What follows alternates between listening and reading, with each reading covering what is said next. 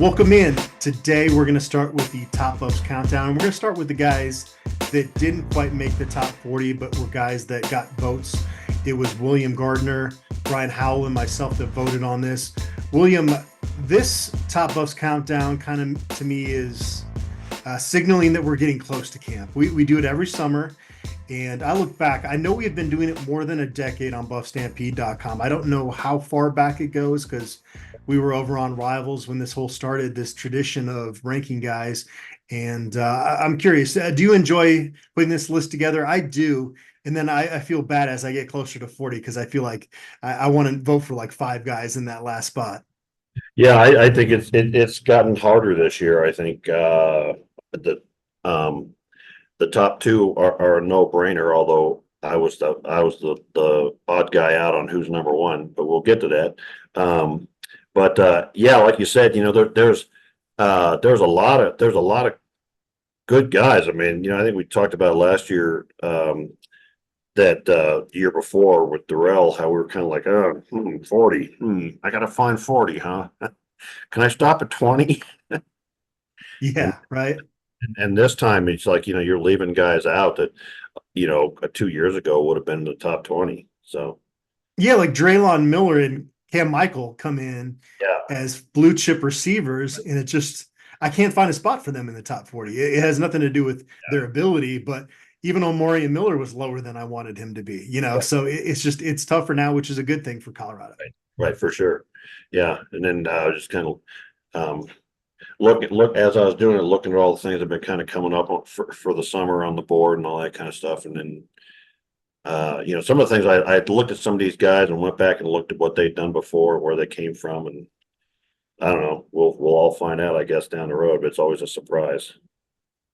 And one of the things I want to throw out is that not that any player on the current Colorado roster cares where they rank on this top 40. I'm not saying that folks are really going to be paying close attention to this and it's going to divide the locker room or anything like that. But we're wrong with some guys every year, right?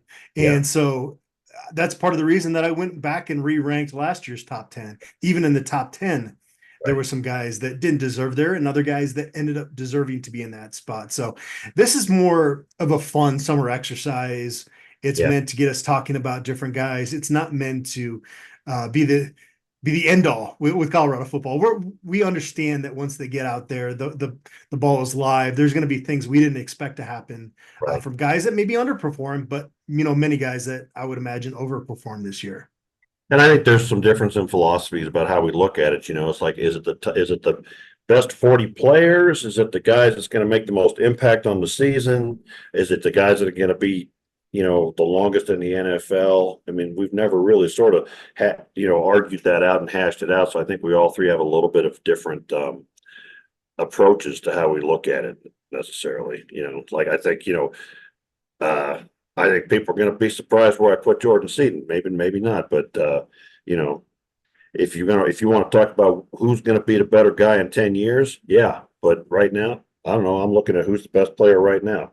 So yeah, I've always kind of gone into it with more of the thought of what this player is going to produce on the field for the Colorado Buffaloes this coming season, as opposed to kind of projecting out beyond that. But even within that realm, it's difficult. And there's some guys that maybe you feel are more talented, but because of a rotation or depth at a certain position, they might end up a little bit lower on my list just because they're not going to be on the field quite as much. Do you do that as well? yeah, I looked at, and as we go through, I'll probably think of some guys like that where I'm like, I think this is a really good player, but he's going to have a hard time getting on the field ahead of the guys in front of him. So they're going to have to drop him back down, and then, one of the guys that was curious to me is Trevor Woods, and I ranked him lower as a linebacker than I would have as a safety, so I don't know, lots of different things kind of play into it as you're trying to figure out where to put these guys in there. Kind of leading up to this countdown, I did my depth chart predictions, my early summer depth chart predictions, breaking it down with the offense and defense. I don't know if you got a chance to look at that feature, William. If so, did you have any takeaways from that? Yeah, I did. I was kind of going to pull it back up here and remind myself. Find this one. Here's the one for defense. I think it's somebody was talking about. I think what's interesting to me is that there's some good young players that didn't make the top two or three at each position, which is exciting for the future as well. But there's some guys, that are listed second, um, who really would have been like top players on this team. Like looking at nose tackle, like Anquan Barnes and Torian Carter and Tawfiq Thomas is fourth in that list, and any time in the last 10 years, any one of those three guys would have easily been a starter. So there's a lot more depth and talent I see. Um, I think I'm still concerned about, depending on what happens at safety and linebacker, whether Trevor Wood stays at linebacker or not. We're either going to be a little thin at linebacker or a little thin at safety, seems like to me. But we'll have to figure that all out. I don't know. So, and then on the offensive side, I think there's a lot of question marks about those running backs, and I think any one of those guys could have been picked to be number one, quite frankly.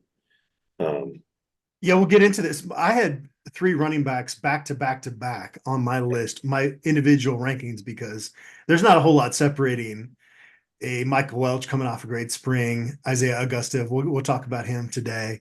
And I sometimes would sometimes move a guy up or down a spot so I didn't have the same position. I know maybe that's a dumb thing, but I was like, I've got like 3 cornerbacks in a row. Let's move one of them down or up or down. Maybe that's not fair, but I don't know, and everybody's always saying, you're partial to the offensive lineman, so I try to be a little harder on them these days. Well, what's great is that the 3 of us vote on it, right? Right. And so as I was composing the composite list between the 3 votes, I kind of liked how it shaked out. There were some guys maybe we were all higher on or lower on, but it seems to kind of even out pretty well. Yeah, I've noticed, the last few years that all 3 of us seem to be pretty close on most guys, and then there's always a few guys that, one's way out here and one's way out there, and then almost every guy, at least 2 of us will be pretty close on, seems like. So I think we have a pretty similar opinion of all the various players on there, and again, to everybody who's going to watch this, I mean, we're just making our best predictions and of who we think is going to impact this team, and it's all for fun, really. So don't be cussing me out if I didn't put your guy on top. Fair enough. Anything else stand out to you about what you've seen from the summer workout since we last had you on the podcast?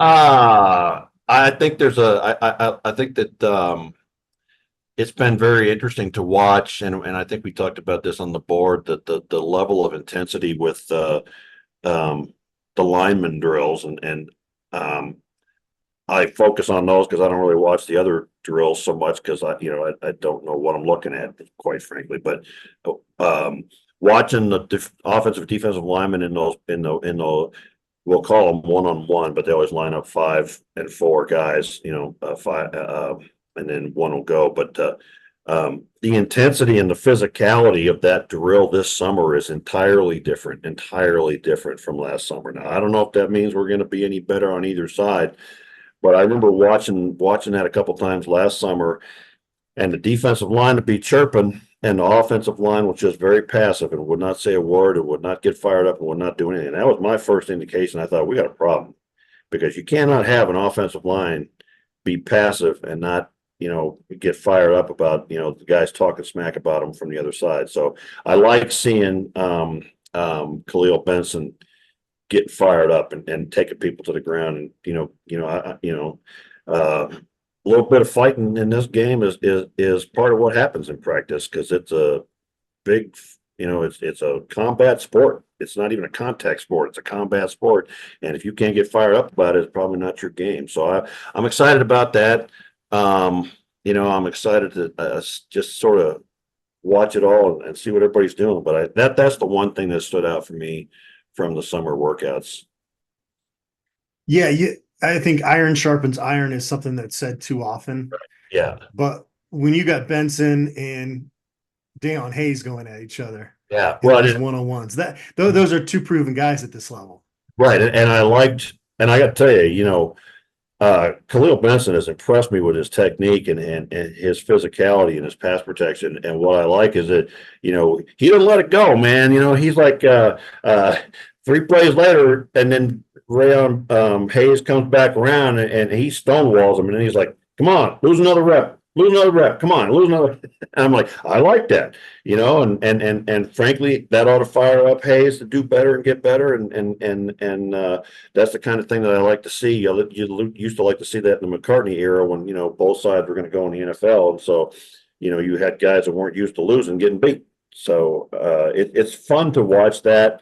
And I think it's good for the younger guys like the Jordan Seatons to see that and see this is the level of play I need. And it was fun for me to see Yaya in there going up against guys. So I think there's a lot of things in there that are kind of exciting to me to watch. And we're all three of us are very high on Deion Hayes, so definitely not a knock on him. We are going to get into him, but it's going to take a little while because that's how high we are. We're going to do this countdown in reverse order, but first we're going to talk about the guys that got votes from one of us but didn't quite make the top 40. Before we do that, hear from our sponsor. Today's episode is brought to us by Macaulay Capital Fractional CFO Services.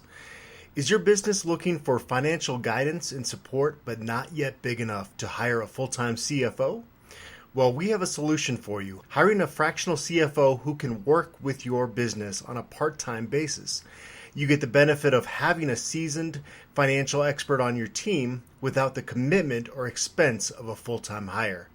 And here's the best part. It's likely that a partnership with Macaulay Capital will be a win-win situation, meaning that your business will make more money from the guidance of a fractional CFO than the total cost of partnering with us. For more information or to set up a meeting, please visit MacaulayCapital.com. That's MCCAULEY Capital.com. I put up a list on BuffStampede.com breaking down where all of Colorado's outgoing transfers have landed. About 84% have landed somewhere else at another college. Kind of surprising that a few of these names haven't landed somewhere.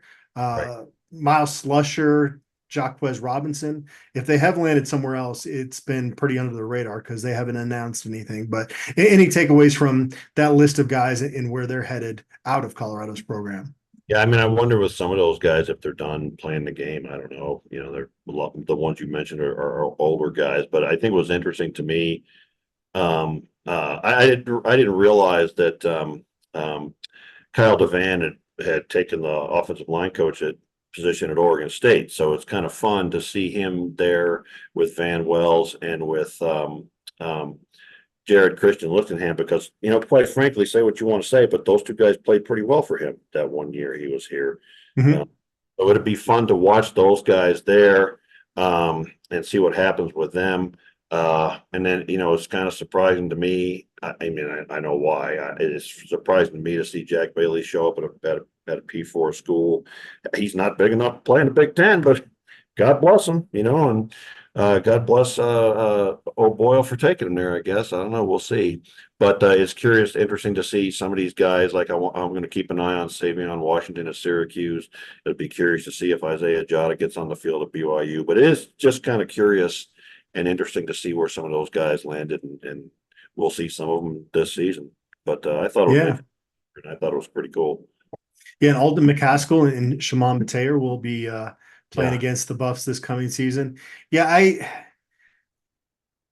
especially with Oregon State now no longer being in the same conference as Colorado, I'm going to be trying to tune into those games. I guess they're going to be on the CW this year. Them in Washington State have kind of their own special TV package. And I felt really bad for those fan bases, especially Oregon State. They had poured so much into a stadium renovation, and Anthony Hankerson is on there as well. And I always liked him. I wondered if Hankerson got 20 carries in a game, what would that look like? They never quite got to that point of being that committed to the run, whether it be 2022 or 2023. And so I'm anxious to see if he can carve out a nice role there. And I've always kind of enjoyed Oregon State, and quite frankly, good linemen and a solid running game has kind of been their MO. And so, it'll be an opportunity for those three guys to actually show something, and Kyle DeVan too. I still feel like Kyle Devan's an up and coming young offensive line coach. So it'll be fun to watch and see where some of these guys wound up. I think, the ongoing lesson of the transfer portal, I think, to a lot of these guys is, you leave, you may not wind up with anything better. You may wind up with something less. So, leave at your own risk. How about Cormani McLean walking on at Florida? I wouldn't have guessed that a year ago. No, well, yeah, as the way the season played out and the way he left, is kind of seemed very clear to me that nobody was going to probably take a chance on a scholarship because he's got some kind of an attitude, and not, or whether he's not working hard. It's not an attitude; it's a work ethic situation. Yeah, I guess that's what I meant by it. I guess it's just a different definition of the word attitude, I suppose. But yeah, he's not willing to put the work in to be as great as what his talent actually is. And one of the things I've noted, 30 plus years of watching this game at this level, no matter how much talent you have, if you don't have that Coach Prime work ethic, you're not going to make it.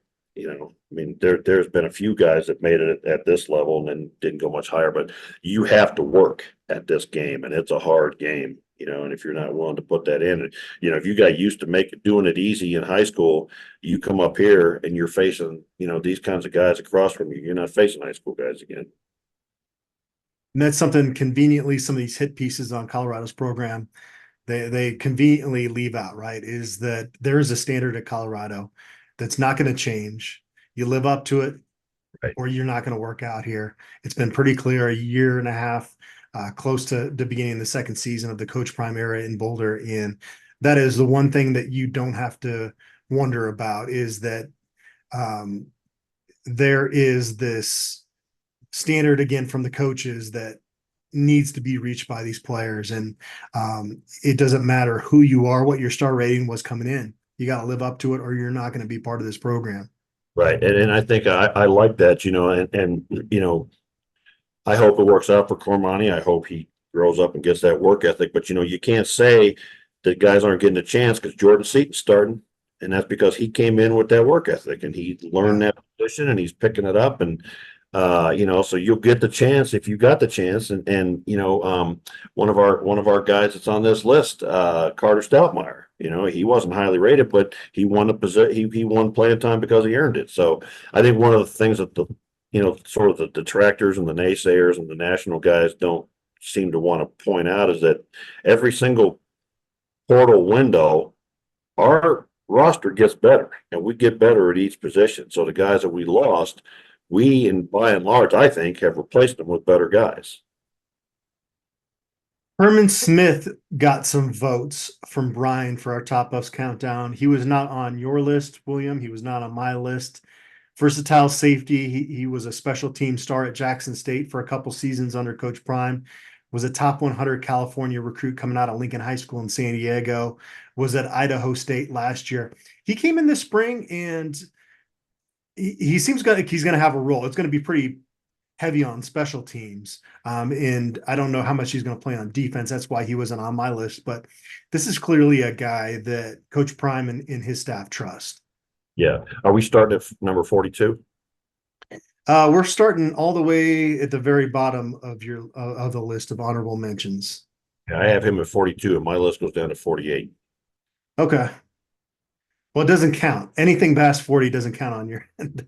I know, but I thought the honorable mentions were going to be going anybody that didn't make the top 40 that got a vote. Yeah, they are. He's not in the top 40. Right. But there's 43 and 44 and 45 for it. Yeah, we'll get to those guys. All right. I'm just on the boat, Captain. You got to tell me which direction to go. You know how this is, man. Herman Smith is rowing that boat right now. Yeah, there's not even anybody for me to cuss at or can we drop Dan Lanning into this conversation somehow? Well, sadly, it's going to be hard to work that in, right? Because we are not going to be in the same conference as Oregon anymore. Well, I'm gonna keep a lookout for recruiting battles, though. Colorado is definitely recruiting against them a little bit, so we got that at least going for us. I'll get him in there. Maybe I should just start cruising airports and see if I run into him. Any thoughts on Mr. Herman Smith? Well, I think Herman Smith is a guy that's going to add to our special teams, but we're kind of thin at safety, so we might have to play him because I don't know what the status is with Shiloh, but we don't have a lot of guys back there. But I think he's a guy who's more suited to that lower level at Jackson State, but ought to be able to come in and give us some good reps up here. I'm not sure he's a guy that I would play a lot, but uh, he's a guy that can give us some reps on special teams, and I think that can fill in for some guys if they get hurt. So, he's also, he might be one of those guys that really surprises. I mean, he's got the ability to play the game, just not quite sure he's got the total skill set to do it consistently at this level. Johnny Cheney Jr., a linebacker transfer from FAMU, was number 40 on my list. He was not on your list, William. He was number 35 on Brian's. Just missed the cut for the top 40 Buffs countdown. He was a second team all SWAC selection in 2023 after posting 73 tackles and 3 sacks. He's got a couple years to play with the Buffs. This is kind of a wild card there and a nice depth piece to have at that position. I would imagine if there's not many injuries at that position, I guess my guess here would be probably more of a special teams guy, kind of like Herman Smith, but has a chance to get on defense as well. Yeah, I think he's got great size. He's just 6'2", 230, sort of a prototype inside linebacker size these days. I don't know if he runs well enough to, sort of get out in the flats and do that kind of thing. But I think that, we have enough question marks at the inside linebacker that he could get some playing time, played at the lower level, but it seems to me like he's a hitter. And so I don't know. Well, he's another one that you kind of wonder how he's going to fit in, but I'm not 100% set on all of our inside linebackers. So the more bodies, the better. Brian had Colton Hood, a cornerback transfer from Auburn, at 34 on his list. He was not on either of our lists. I did have Colton Hood right on the fringe. I kind of toyed with him as a guy that might want to factor in at that 40 spot, maybe 39. He graded out at 70.4 by Pro Football Focus on 44 defensive snaps over 4 games as a first-year player at Auburn. Got 4 to play 4.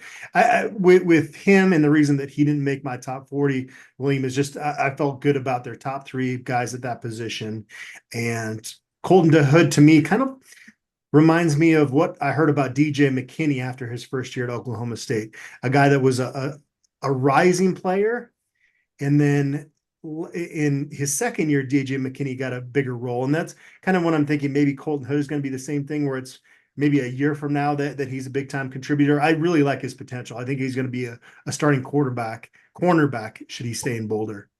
Yeah, I think he's a year or two away. I wish if he was a little bigger, maybe he could help us at safety. But 5'11", 183, spent a year down there in SEC country. So I think he can play. But like you said, I think we've got a pretty good set of guys up above him. And even 3 or 4 guys even. So he's a guy that might surprise, will help out on special teams, and comes in probably next year and really makes a difference when we got some holes to fill. Ryan Staub was on your list at 37. He was not on my list or Brian's. Again, another guy that I thought about. It was kind of okay. I guess I'm going to bank on Shedeur being healthy, but if there is an injury there, obviously Ryan Staub is going to be among the top 40 most valuable players at that position. Showed pretty well in his first start at Utah.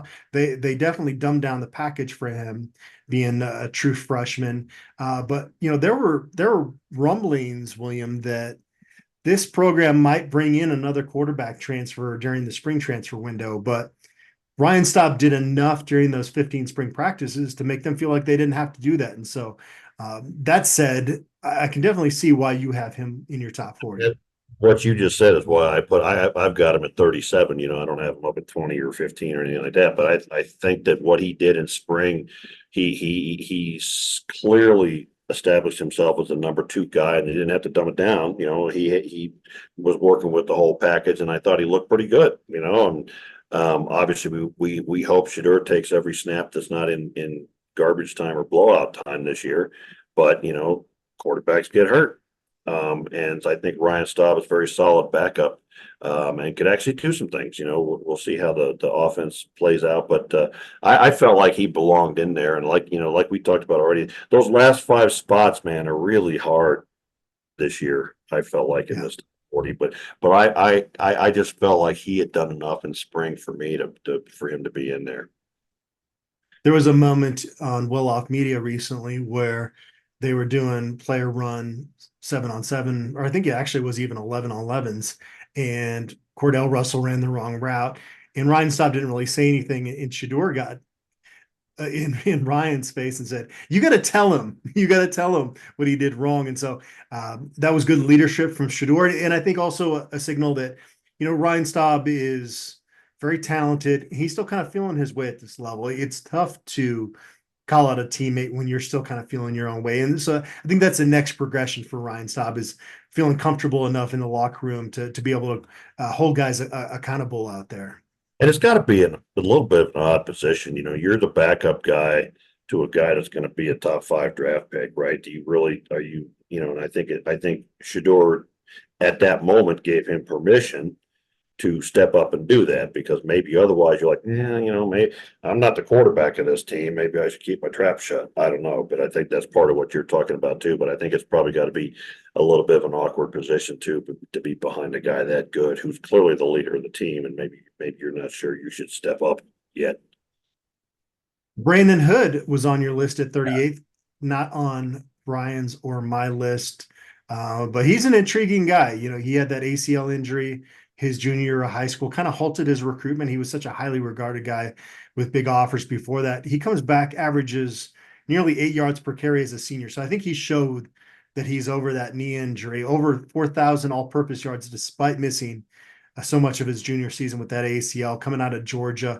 What stood out about him that made you want to put him on your list? Well, I had to get one of those Hood brothers in there, so he bumped his brother Colton out for me. But Okay. I look at that running back room, and I really think that any one of those 4 guys could be the guy. And you look at his film from the senior year and how fast he is, and his ability to find holes and vision and whatever. And he's every bit as good as the other 4, and got that. It seems to have that extra gear, that speed that I think is going to make a big difference. And a lot of people are really high on him. So I just felt like, I had him at 34, so I had a pretty high up there, relatively speaking. But I think he's going to make some noise in that running back crew in fall camp, or maybe as the season goes along, as he picks up the offense or whatever. But I think he is a weapon that they really need to use. So that's how I put him in there. And I'm glad that Brian voted for Carter Stoutmeyer. He was not on our lists. Yeah. But I'm glad he put him on his list, because we get to talk about him. I was super high on Carter last year. And, frankly, mid-season when Coach Prime was getting bombarded with questions about Cormani, it was kind of annoying me. And maybe that's hypocritical, because I do work for 24/7 Sports. And a lot of these expectations come based on the star ratings we give these young men, right? But with Carter, it was like, this guy has been outworking Cormani from day one. Can we stop talking about Cormani and start talking about Carter a little bit more? Right. And doing a good job and making things happen on the field.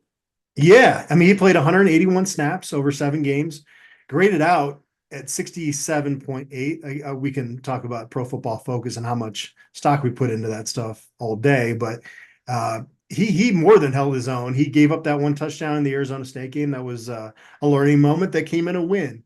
Right. And now Carter is at safety, can play nickel back as well. And just seeing the way his body looks this summer, he definitely fits into that safety room. This is not an undersized cornerback playing safety. He is a safety build. And his father played in the NFL for a long time as a safety. Yeah, and I think he's got those bloodlines and the size, and can help us at a variety of different positions in the defensive backfield. And I'm looking at it, I'm kind of I wonder why I didn't find a spot for him. He's one I think I should have put in there somewhere, now that I think about it. And if he's not playing a ton on defense, he's going to be part of the special teams units as well. Lastly, here with the honorable mentions on our 2024 Top Buffs countdown is Terrell Timmons Jr., a receiver that transferred in from NC State. William, you had him number 39 on your list. He played 21 games as a true freshman and sophomore with the Wolfpack. Known as a deep threat, but the NC State quarterbacks from the folks I talked to out there were having a hard time getting time, and their arm strength was kind of a question mark. So that part of his game didn't really show itself. He comes in with 3 to play 2. What made you want to put Terrell Timmons on your list? Well, he's a big kid, 6'2", 200, and what he did last year. I mean, to me, he's a kind of a lot like Omarion Miller was here. He had 11 receptions for 195 yards and three catches in one game, and sort of like Omarion Miller had showed flashes of what he can do and what he's capable of. And so I was kind of looking for those last couple of spots. And I had it down to 3 or 4 guys, and I just felt like what he had done in North Carolina State, I couldn't justify putting him higher because he hasn't done enough yet, and that wide receiver room is pretty loaded. But I think he's a guy who's going to surprise people and make some catches this season, and get behind some secondaries.